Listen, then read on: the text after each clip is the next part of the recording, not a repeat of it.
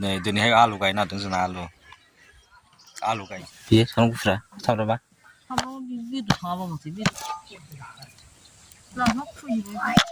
खुयखाबायना आं बेखौ खालामसै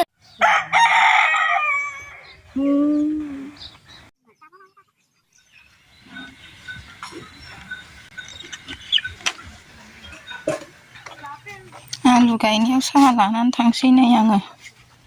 आलु गायगासिनो दं बिस्रा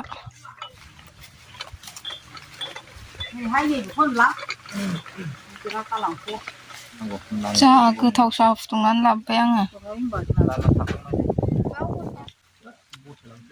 नुवाखै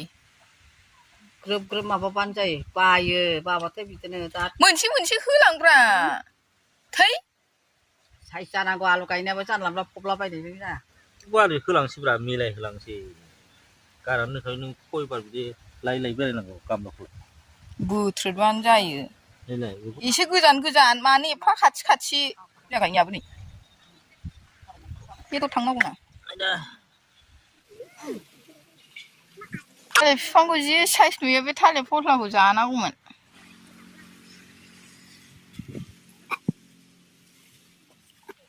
नै बेवहाय सबाइ गायबाय हानि सबाइ ओमफ्राय गुवार नङा एसेल'नो फवासे हायाव गायनाय जाबाय सबाइ गायखांबायलै दासो गायखांदों नै मोखां आथिं सुखांदों दासो गायखांनानै जेसपानो लाइन मोनसे दोनबाय दा सिफुंग्रा फैबा गायफैथोंसै बियो नङाबा बोराबलायगोन साला लाइन मोनसे दोननांबाय जेसपारा फैबायलै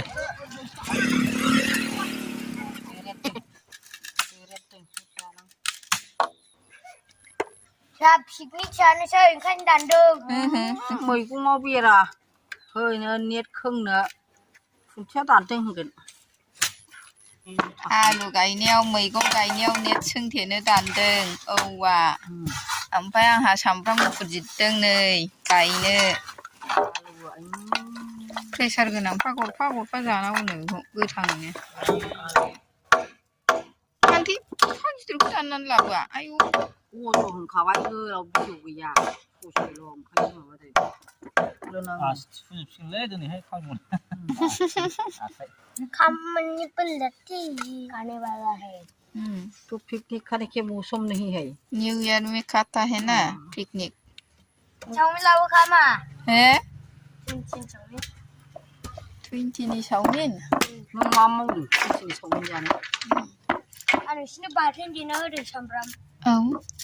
आबैनाव बिना हरनांगोन नों 20खौ आंनावथ' गैया बायनाय सामब्रामखौ मानो बिदि बाथोन देखो नोङो दोखानोसै दा हास्लाबनाय नङाना हाथायाव थांनो खैथा जाखो थिनथा खामानि मावखांनानै दुगैस्रांनानै नै दा मैगं लायनो थांसै खरस गैया बाजाराव थांगासिनो दङ